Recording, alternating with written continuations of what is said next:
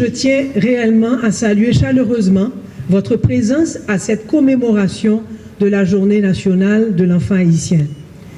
Cette présence témoigne d'une conviction commune. Les enfants doivent demeurer au cœur de nos préoccupations et de nos actions.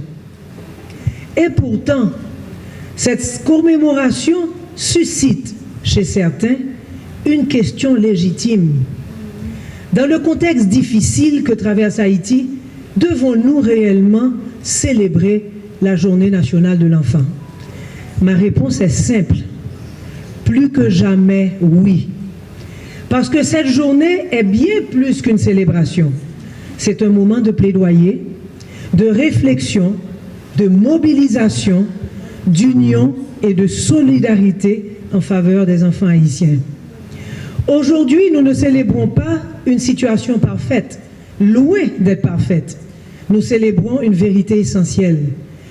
Lorsqu'une société renonce ou néglige ses enfants, elle renonce à son propre avenir.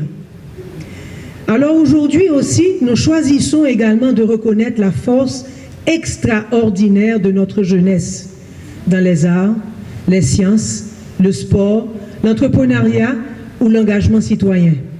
De nombreux jeunes Haïtiens continuent de nous rendre fiers et de porter haut les couleurs de notre pays.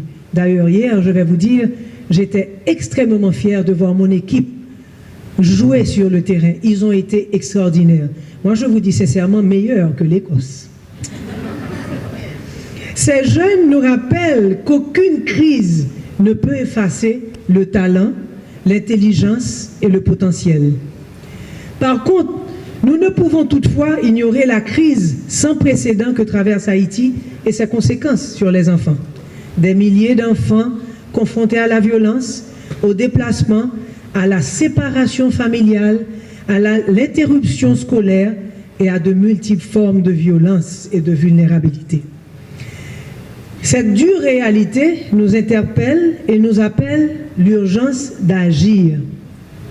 Il est donc important de reconnaître que même dans ce contexte difficile, parce que ça c'est quand même important de parler des avancées et des actions que nous avons menées, l'Institut du bien-être social et de recherche et ses partenaires, qui sont ici, d'ailleurs ils ont pris la parole, les partenaires du bien-être social, poursuivent leur effort à travers des actions concrètes.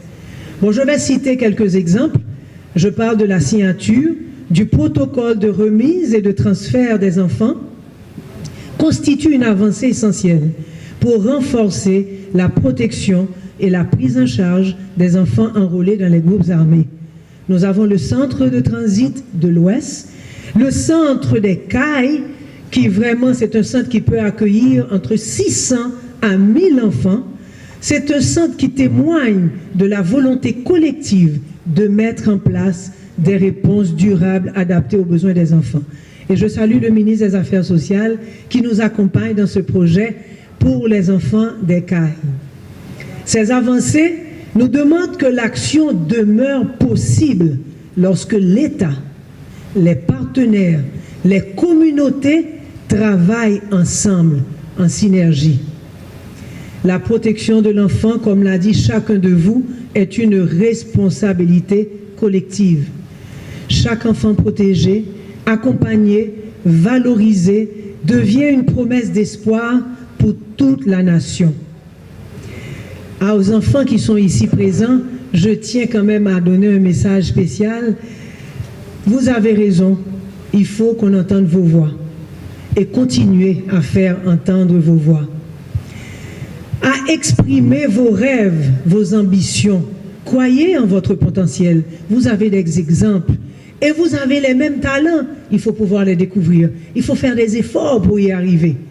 Car le futur, vous êtes les futurs décideurs, les futurs leaders, les femmes et les hommes qui auront la responsabilité de guider notre pays vers un avenir meilleur.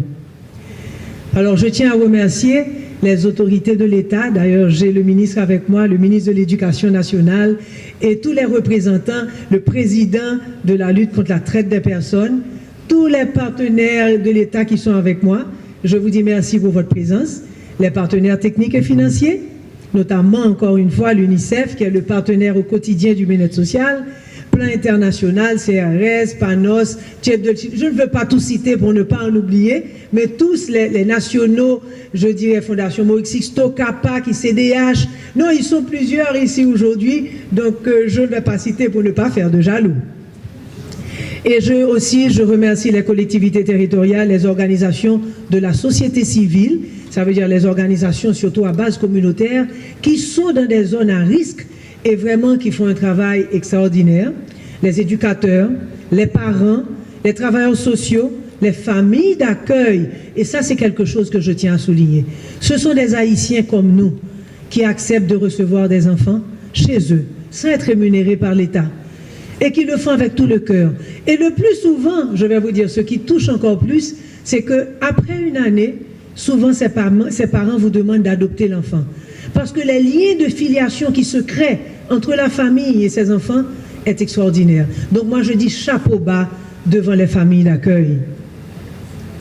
Et je tiens aussi à saluer les équipes de l'Institut du bien-être social et de recherche pour leur engagement constant en faveur des enfants d'Haïti. Et je tiens à saluer aussi mes coordonnateurs des départements. Ils ne sont pas avec nous aujourd'hui, mais je peux vous dire que cette fête, elle est célébrée partout, dans tous les départements. Ils sont tous mobilisés pour fêter aujourd'hui les enfants. Alors je vais terminer avec ce thème qui doit être bien plus qu'un slogan, mais un guide pour chacune de nos actions. Solidarité, responsabilité, action pour tout le monde camper diam, pour tes dignités avec espoir pour demain. Ce thème nous rappelle que l'avenir d'Haïti ne va pas se construire dans la résignation, ni dans la division, mais dans notre capacité à nous unir autour de nos enfants et à croire en notre jeunesse et à faire grandir ensemble la dignité et l'espoir pour demain.